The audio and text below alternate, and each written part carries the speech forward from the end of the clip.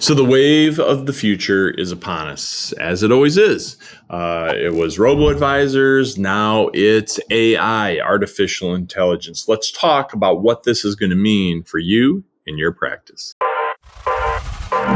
This is The Rare Advisor, proud to be a part of the Advisor Advancement Network and home of a business model supercharged by recurring and repeatable events. Your host is Mike Walters, CEO of USA Financial. He is an investment advisor representative of and securities are offered through USA Financial Securities, member FINRA SIPC, a registered investment advisor. As you may already know, the RARE Advisor stands for Recurring and Repeatable Events. RARE, Recurring and Repeatable Events. Because we know that having systems and processes in your financial practice is truly at the core of success. Now, obviously, you have to have good offerings, you have to have good bedside manner, and your systems and processes must be accurate and strategic. But nonetheless, having a recurrable and repeating event and having those built into your practice is super valuable, not only for you, for your employees, but for also the outside valuation of your firm to be able to illustrate to someone, if I push these buttons and I flip these levers, this is the type of revenue that can be expected. This is the type of EBITDA that can be created. So with that thought in mind, I've been asked to talk about artificial intelligence, AI, and its impact that might be coming towards us here in the financial industry. Now, keep in mind that AI at its core is designed to support systems and processes. So that could be very valuable to us.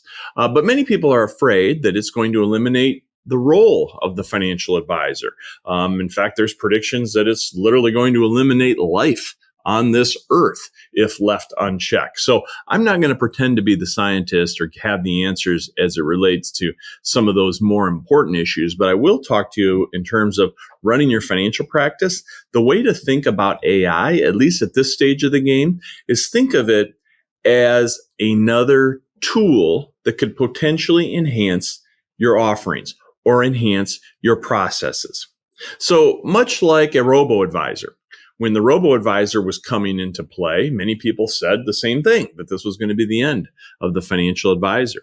And as it's turned out, the opposite is true. In fact, robo-advisors are now hiring financial advisors because they've come to realize that a robo-advisor was really nothing more than a robo-rebalancer, and it needed the human component. It needed the wisdom. It needed the relationship. It needed to be able to manage the emotions and build out the portfolios with something more than just a basic allocation with rebalancing in mind. And so today, the robo-advisor is really just a tool in the dashboard of a financial advisor's practice. It might be hanging on their website for some of the kids or the grandkids of the existing clientele, or it's a cheaper way to get some very small accounts, some attention that wouldn't be worthwhile at a larger level. There's different ways for it to be of value. It basically worked the same way as, say, GPS or even satellite radio. When those things first came out, they were predicted to change everything, and in the end, they ended up in the dashboard of the car or the dashboard on the screen of your smartphone. But they became a tool that helped enhance other offerings, other processes. That's the same way you should be looking at AI. Now, as it progresses, and various technologies that support the financial industry will probably start baking some AI in. And the key will be, is it helping you with your processes and your systems inside of your practice. But the piece of paper here, or the sheet, I should say, that I have up in front of you, the reason I have this is to illustrate the pitfall that you have to be very wary of. And that is, you cannot count on the fact that AI is going to be factual, is going to be accurate, and is going to be correct. So if you use it incorrectly, it could trip you up in a big way if it's inside of a process that has to do with compliance or suitability or fiduciary or best interest, and it goes awry. That could be devastating to your business. But also, even if you're using it for basic things, it could simply just make you look silly, make you look dumb, as if you don't know what's really going on. So a really rudimentary entry-level point of using AI is people are using it to help them write their blogs or white papers or various information they're sharing with their prospects or with their clients. but you have to be very careful. Make sure you double check all of that. If you're using that as kind of a little cheat sheet or a little way to cut the corners, make sure you verify the facts. This is an example that I just heard of recently, and I've heard of others out there too, and maybe you have. But if you were to type this question into a Google search, how did Democratic Senators Al Gore Sr., Robert Byrd, and J. William Fulbright vote on the 1964 Civil Rights Act?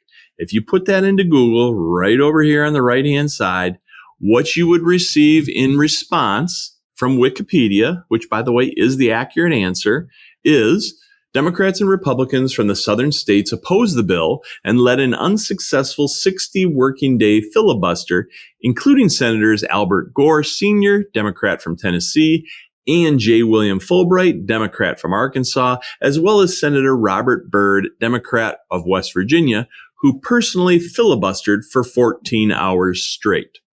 So in reality, these three gentlemen were all dead set against the Civil Rights Act.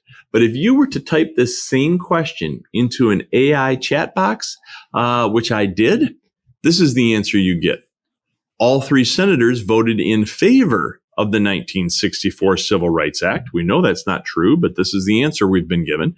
All three senators voted in favor of the 1964 Civil Rights Act.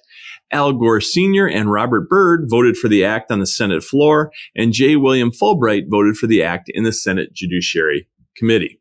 Now, there is a whole lot of discussion about how something like this can be wrong. Is it wrong because it was programmed incorrectly? Is it wrong because the AI isn't working properly? Is it wrong because there was a bias in the people who created it, and maybe they are actually even trying to change what people believe the facts are, or in some ways rewrite history? These are all debates that are going on right now about AI. And so be very careful if you use it. But again, it's a tool like any other tool, but you have to make sure it's working correctly, right? A knife can do a lot of good and a knife can do a lot of damage. It's a tool. It depends on how you use it.